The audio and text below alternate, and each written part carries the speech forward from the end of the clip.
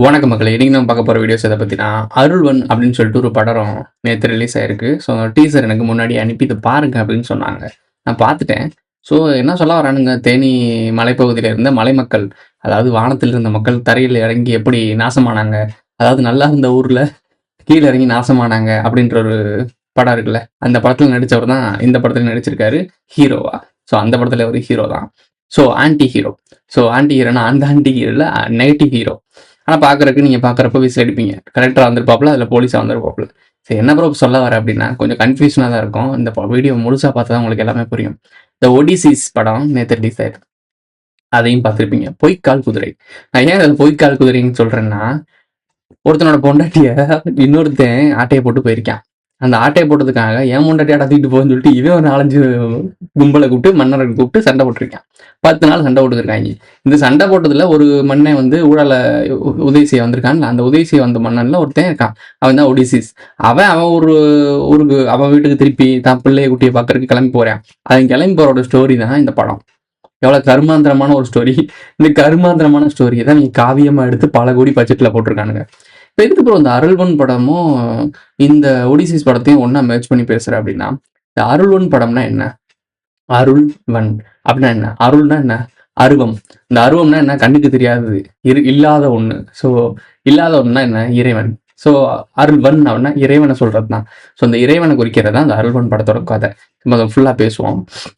இந்த ஒடிசிஸோட கதை என்ன? இல்லாத குதிரை, பொய்க்கால குதிரை. இப்போ பொய்க்கால குதிரைன்னு சொல்லி ஏமாத்தி உள்ள புகுந்து ஒரு கூட்டத்தை கலைச்சாங்க. இது ரெண்டுக்கும் முருகனுக்கும் என்ன ப்ரோ சம்பந்தம்? முருகுக்கு கனெக்ட் ஆகுது. இது முருகனுக்கும் இதுக்கு என்ன சம்பந்தம்? சம்பந்தம் இருக்கு. முருகனுடைய அந்த தெய்வானை இருக்குல்ல, இவங்க சொல்லுவாங்கல்ல தேவ யானை, தேவலோகத்துல வாழ்ந்த யானை, இந்த தற்கூரி பாரிசு அலைஞ்சிடுவான்ல அந்த மாதிரி இல்ல. ஸோ தெய்வானைய அபகரிக்கிறாப்புல யாரு? விநாயகர். ஸோ இது கந்தன் சீரிஸ்ல இருக்கு. கந்தன் சீரிஸோட டிஸ்கிரிப்ஷன் லிங்க் கொடுக்குறேன், பார்த்துக்கோங்க. மெம்பர்ஷிப் வீடியோ நிறைய இருக்கு. ஸோ பாருங்க, கீழே டிஸ்கிரிப்ஷன் அது கீழே லிங்க் இருக்கும். So membership only video link இருக்கும், அதில் பாருங்க, நிறைய மேட்ரு மாட்டோம் உங்களுக்கு. ஸோ கந்தன் இங்க இருக்க முருகனுடைய மனைவியான வள்ளி குறவ பெண். அதுக்கப்புறம் தான் ட்ரைப்ஸ் எல்லாம் ஒன்று சேர்த்து ரிபல் பண்ணி டேக் ஓவர் பண்றாப்புல. திருப்பி தெய்வானை வந்து சேர்ந்துருச்சு. ஸோ இதுதான் கதை, முருகனோட கதை.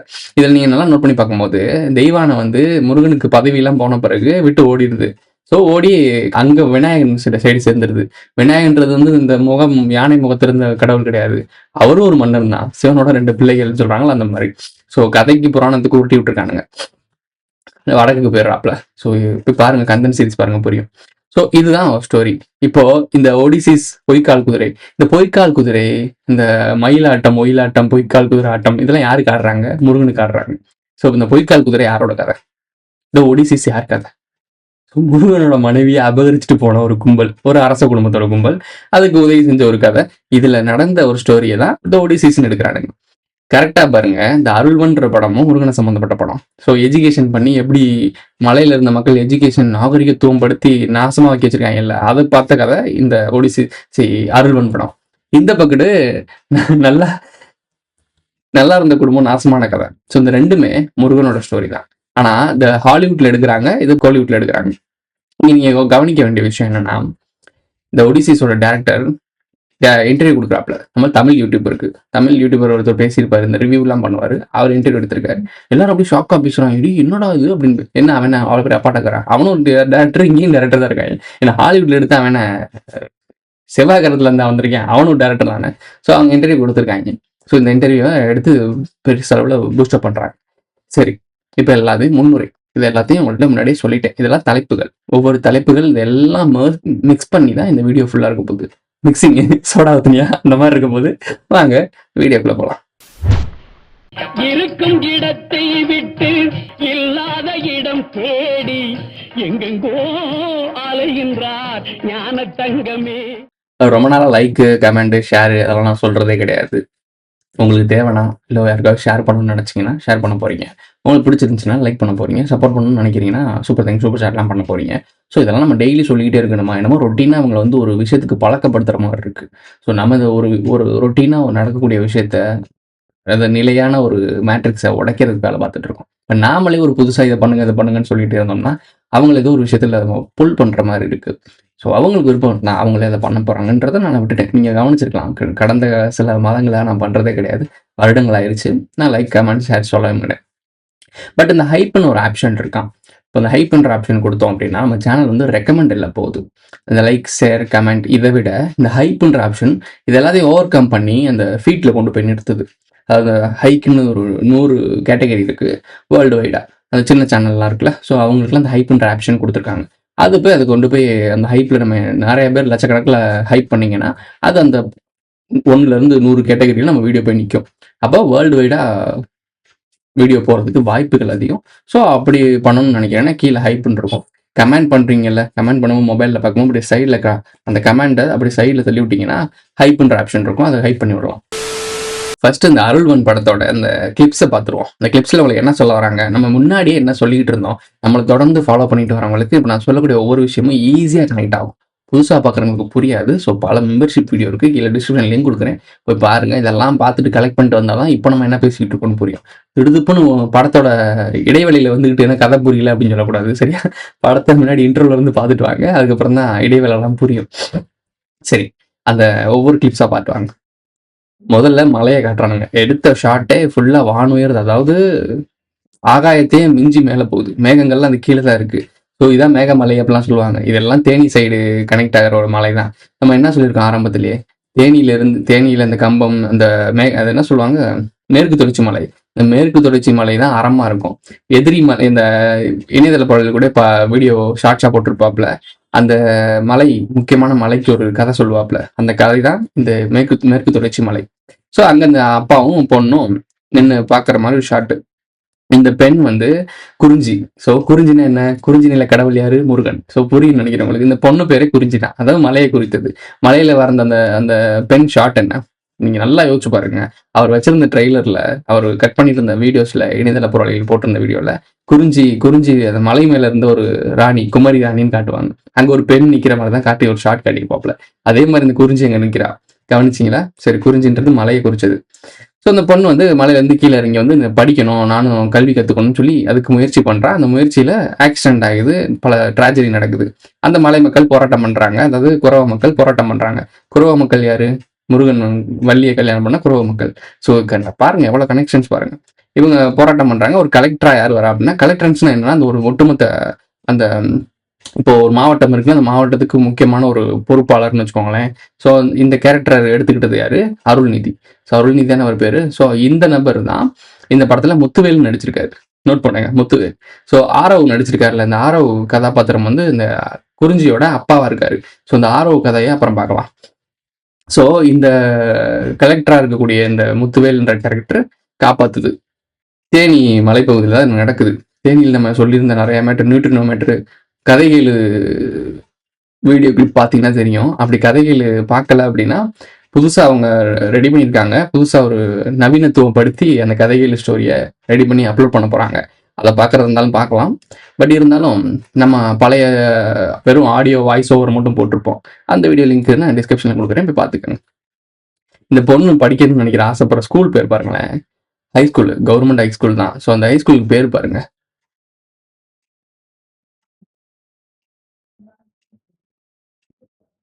முருகமலை. ஸோ நாகர்களின் தலைவன் யாரு, நாகர்களுக்கு உறுதுணையா நின்னது யாரு, வரலாற்றில் தேடுங்க, புறநானூற்றில் தேடுங்க. நாகர்களை பாதுகாத்தது முருகன் தான். இவங்க குலதெய்வத்தை பத்தி பேசுவாங்க. மலையில வந்து குலதெய்வத்தோட இருந்த மண்ணும் மலையும் குலதெய்வத்தை விட்டுட்டு எப்படிங்க கீழே வருவாங்க அப்படின்னு சொல்லி பேசும்போது ஒரு ஷார்ட் காட்டுவாங்க. அந்த மலை மக்கள் எப்படி முருகனை வழிபட்டாங்கன்றதை காட்டுற மாதிரி இருக்கும். ஸோ அங்கே பெண் வயசுக்கு வந்தால் இந்த மாதிரிலாம் சடங்கு சம்பிரதாயம் பண்ணுவாங்க, அதெல்லாம் அவ காட்டியிருப்பாங்க ஷார்ட்டாக. அந்த பொண்ணு சொல்லுது, நான் மலையிலேருந்து எந்த நோக்கத்தோட கீழே இறங்கி வந்தேனோ அதே நோக்கத்தோட நான் திருப்பி மலைக்கு ஏறணும் அப்படின்னு சொல்லுவாப்புல. அதுக்கு உதவி செய்யறதுக்கு இந்த முத்துவேல் வேலை பார்க்குறாரு. இந்த பொண்ணு மலையை பார்த்து கும்பிடுது. மலையில் என்ன ப்ரோ இருக்குது, மலையை பார்த்து கும்பிட்றாங்க அப்படின்னா, மலை தான் அவங்களுக்கு உறவிடமாக இருந்திருக்கு. இப்போ எல்லாமே புகலிடம், எல்லாமே மலை தான் அவங்களை பாதுகாத்துருக்கு. அந்த மலையிலேருந்து கீழே இறங்கினாங்க, எல்லா பிரச்சனைக்கும் ஆட்கொண்டாங்க. ஸோ இந்த படத்தோட அந்த ட்ரெய்லரோட எண்டிங்ல சொல்லுவாங்க, இது உங்க மலை, இது உங்க காடு, இது எதுக்காக விட்டு கொடுக்காதீங்க, உங்க கூட நான் நிக்கிறேன் அப்படின்னு சொல்லிட்டு இந்த முத்துவேல் நிப்பாப்புல, ஒரு பழைய பட்டு போன மரத்துக்கிட்ட நிப்பாப்புல. அங்க வண்டி கிராஸ் ஆகும், என்ன மாதிரி தேனி பஸ்.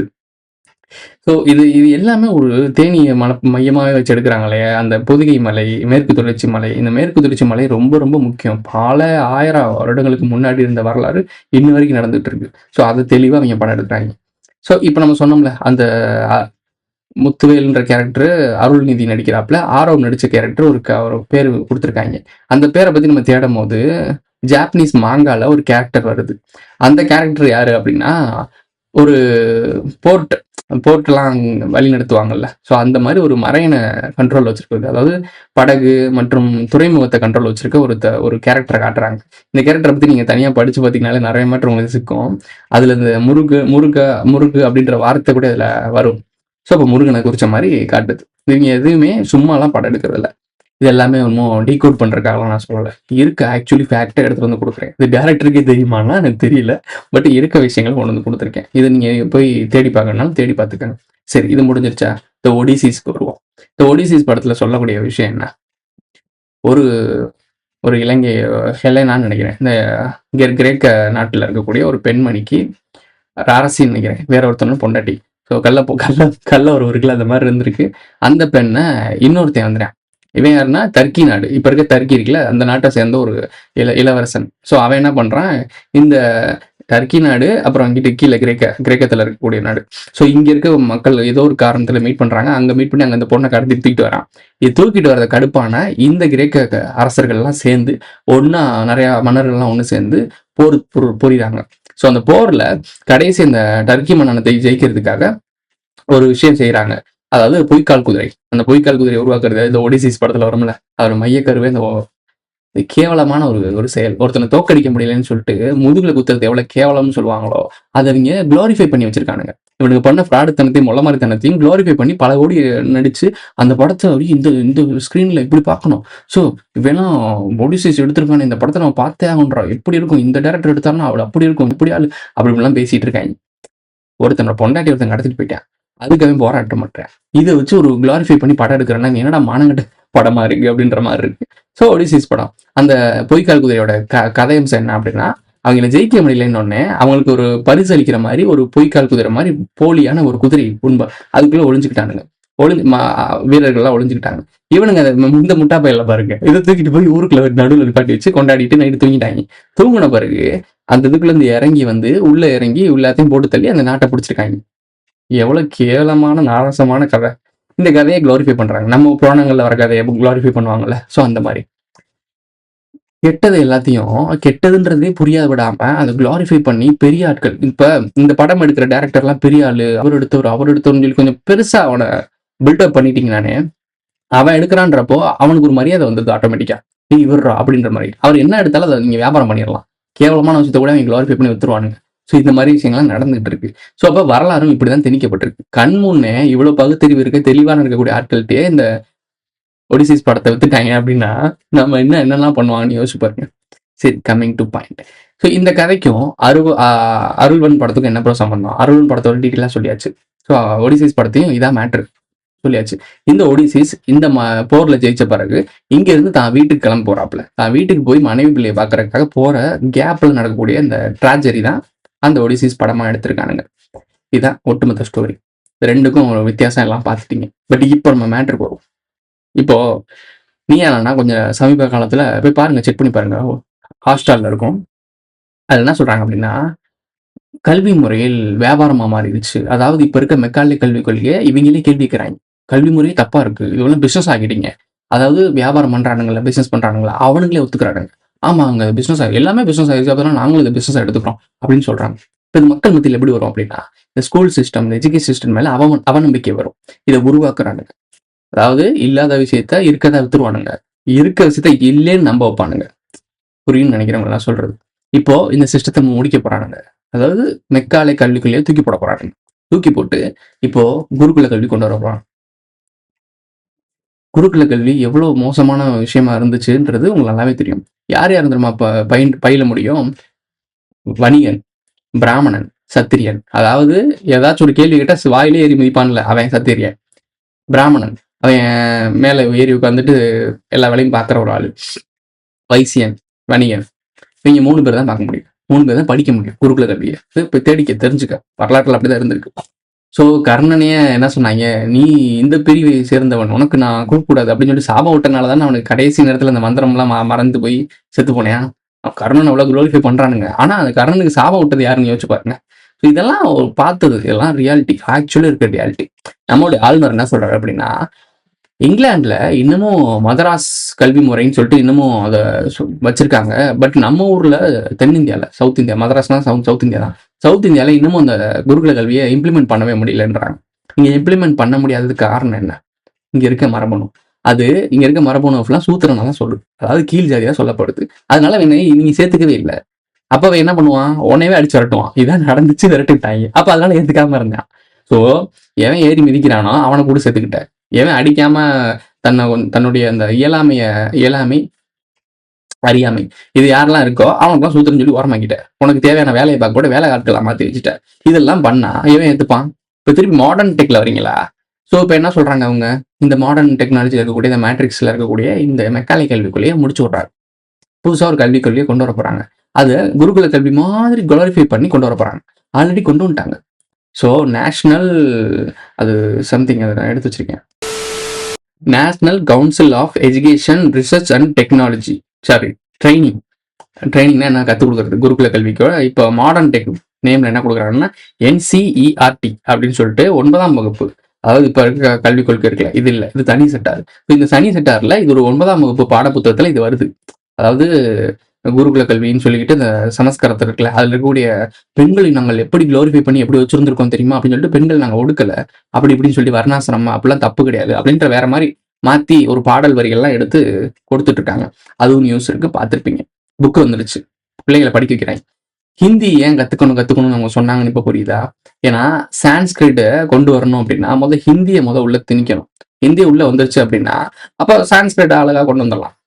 சான்ஸ்கிரிட்டை காப்பி பண்ணி தமிழாக்கம் பண்றதை விட சான்ஸ்கிரிட்டை ஹிந்தியா மாத்தினாங்க அப்படின்னா ஒட்டுமொத்த லாங்குவேஜும் ஒட்டுமொத்த நாடும் பாரத நாடு, காவி நாடா மாறிடும். இவர் இருக்கார்ல யோகி ஆதித்யநாத், ஆட்சி செய்யற மாநிலத்துல ரோட்ல போட்டிருக்க கருப்பு வெள்ளை கோடு போடுவோம்ல, இந்த ரோட்ல ரெண்டு பக்கமும் அந்த பைபாஸ் ரோட்லாம் ரெண்டு பக்கம் அந்த செவுத்துல போட்டிருப்பாங்கல்ல, அதுல இப்ப எப்படி மாத்திட்டாங்கன்னா கோயில்ல போட்டிருப்பாங்கல்ல காவியும் ஒயிட்டும் அப்படின்றத கருப்பு இடத்துல அப்படிலாம் காவியை போடுறாங்க. கருப்பை அழிக்கிறாங்க. கருப்பு கண்ணுக்கு உறுத்துது. காலா படம் பார்த்தீங்கல்ல, என் கருப்பு உனக்கு கண்ணு உறுத்துது அப்படின்ற டைலாக்ஸ்லாம் அப்படியே அழகா வச்சிருப்பானுங்க. இந்த பக்கம் ராவணனாவும் இந்த பக்கம் ராமனாவும் வச்சு ப்ரொஜெக்ஷன் பண்ணியிருப்பாங்க. சூப்பரா இருக்கும் அந்த சீக்வன்ஸ்லாம். பட் ஆனால் அது கதையம்சம் வேற மாதிரி. பட் ஒரு ரியாலிட்டி இருக்குல்ல, ஒடுக்கப்பட்ட மக்கள், ராவணன்னா எங்க சவுத்து, ஸோ சூத்திரன் கூட்டம்னு சொல்லுவாங்க. இங்க பியூட்டி என்னன்னா ராவணனே ஒரு பிராமணன். இங்கேதான் ட்விஸ்டே இருக்கு. நல்லா யோசிச்சுக்கோங்க மக்களே. இங்க பலியாடுகளாக இருக்க போறது மக்கள் மட்டுமே. மக்களை இவனுங்க ஒரு கேமா, ஒரு மிகப்பெரிய ஒரு செஸ் போர்டா நினைச்சு அதை கேம் ஆடுறானுங்க. நீங்க நினைக்கலாம் அப்ப நம்ம சிப்பாய் எல்லாம் கேட்கலாம். நீங்க சிப்பாயே கிடையாது, புரியுதா உனக்கு? நீ கேமுக்குள்ளே இல்ல. அவனுக்கு ஆடுற கேம்ல கொலாட்ரல் டேமேஜ் ஆகும்ல, அந்த கொலாட்ரல் டேமேஜ்ல குப்பையா அள்ளி தூக்கி ஓரமா போடுற ஆள் தான் நீ.